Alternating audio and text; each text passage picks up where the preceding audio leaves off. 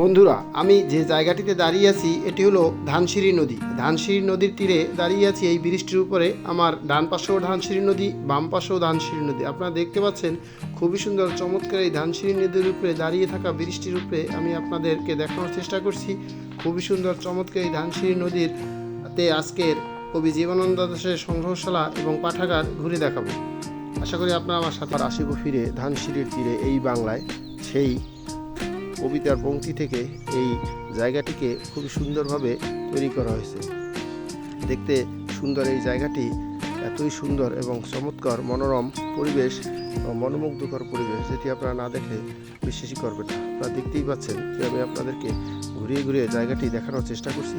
এবং এখানে সাধারণ মানুষ যারা আসবে এবং দর্শনার্থী যারা আসবে তারা এখানে বসে বসে আড্ডা দিতে পারবে এবং এখানে বসে অসংখ্য সময় তারা এই সংগ্রহশালার পিছনে ব্যয় করতে পারবে। এখানে বসে অনেক কিছুই তারা আনন্দ উপভোগ করতে পারবে। আপনারা দেখতে পাচ্ছেন ওখানে খুবই সুন্দর চমৎকার একটি উন্মুক্ত মঞ্চ তৈরি করা হয়েছে এবং এর পাশে সুন্দরভাবে ছোট একটি ব্রিজ তৈরি করা হয়েছে, যেখানে লাইটের ব্যবস্থা আছে এবং রাত্রে এটার মনোরম পরিবেশ উপভোগ করা যায়। এবং দেখতে পাচ্ছেন এই যে সংগ্রহশালাটি খুবই সুন্দর এবং এটি এখন দিনের বেলায় বন্ধ আছে, সকালবেলায়, তাই এটি আমি আপনাদেরকে ঘুরিয়ে দেখাতে পারলাম না। তারপর যেটুকু সম্ভব আপনাদেরকে ঘুরিয়ে দেখানোর চেষ্টা করছি। বন্ধুরা, অনেক সৌন্দর্যই মুখে বলে শেষ করা যায় না।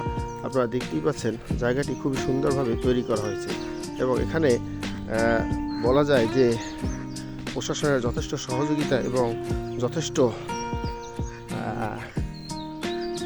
চিন্তা চেতনা এবং যথেষ্টভাবে তারা এটিকে সুন্দরভাবে তৈরি করার চেষ্টা করেছে। এ হলো জীবনানন্দ দাশের যে সংগ্রহশালা, তার মূল ভবন এবং মূল ভবনের গেট। এটি খুবই সুন্দর। এই যে দেখতে পাচ্ছেন আপনারা, দেখাই আছে কবি জীবনানন্দ দাশ সংগ্রহশালা ও পাঠাগার। এটি খুবই সুন্দর এবং আকর্ষণীয়ভাবে তৈরি করা হয়েছে, কারণ তিনি বরিশালের একজন কবি এবং জগৎ সমৃদ্ধ কবি, যিনি তার লেখনীতে তুলে ধরেছেন বরিশালের ঐতিহ্য ধানসিঁড়ি নদীর তীরে। কারণ ধানসিঁড়ি নদী এমনই একটা নদী যেখানে মানুষে আসলে এখানে তাদের মনের অনেক অভিব্যক্তি ফুটে ওঠে এবং যেটি খুবই সুন্দরভাবে তিনি ফুটিয়ে তুলেছেন। তাই আমি যথেষ্ট চেষ্টা করেছি আপনাদের সামনে এটি সুন্দরভাবে তুলে ধরার জন্য।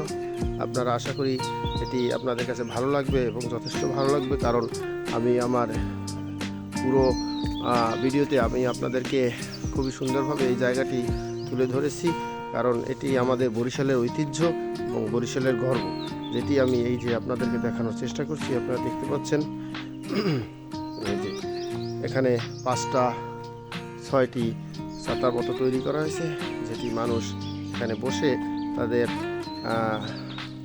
বিনোদন এবং খুবই সুন্দরভাবে তারা তাদের মনের দিয়ে এখানে বসে এই জীবনানন্দের সংগ্রহশালার বিভিন্ন বই টই এগুলো পড়তে পারবে এবং তারা খুবই সুন্দরভাবে এখানে এসে আনন্দ উপভোগ করতে পারবে। আমি যথারীতি আমি আপনাদেরকে আবারও দেখাচ্ছি কবি জীবনানন্দ দাশের সংগ্রহশালা ও পাঠাগার। এটি খুবই সুন্দর এবং চমৎকারভাবে এই জায়গাটি তৈরি করা হয়েছে প্রশাসনের উদ্যোগে। আমি এখন মূল ভবনের ভিতরে যাচ্ছি, আপনাদেরকে আবারও মূল ভবনটা ঘুরিয়ে দেখানোর চেষ্টা করছি। বন্ধুরা, এ হলো মূল ভবন, যেখানে সংগ্রহশালা। এই যে দেখতে পাচ্ছেন, আমি আবারও আপনাদেরকে ভিতরে নিয়ে এসেছি, কারণ এই জায়গাটি এতই সুন্দর যে আমি আপনাদেরকে যতই দেখাবো আপনারা ততই দেখতে চাইবেন। খুবই সুন্দর চমৎকার এই জায়গাটি, আসলেই সুন্দর, যেটি মুখে বলে শেষ করা যাবে না। আমি আবারও আপনাদেরকে ভিতরে নিয়ে এসেছি। এটাই হলো মূল সংগ্রহশালার ভবন এবং এটি হলো সেই ছোট একটি ব্রিজ, যেটি সৌন্দর্যের জন্য তৈরি করা হয়েছে। এবং ওই যে সামনে দেখতে পাচ্ছেন উন্মুক্ত মঞ্চ, এই উন্মুক্ত মঞ্চটা অনেক সুন্দর। আমি শেষবারের মতো আমি আপনাদেরকে আবারও ঘুরিয়ে দেখাচ্ছি, কারণ এই ভিডিওটি আমার কাছে খুবই ভালো লেগেছে। আশা করি আপনাদেরকেও কাছে খুব ভালো লাগবে, কারণ ভালো লাগা না লাগা সেটা বড় কথা নয়। আমি অনেক যত্ন সহকারে এই ভিডিওটি তৈরি করেছি আপনাদের কাছে পৌঁছানোর জন্য। যদি আপনাদের ভালো লাগে তাহলে আপনারা তাতেই আমি খুশি, কারণ ভালো লাগা না লাগা যা ব্যক্তিগত ব্যাপার। আবারও আমি সেই ধানসিঁড়ি নদীর তীরে যে ব্রিজটি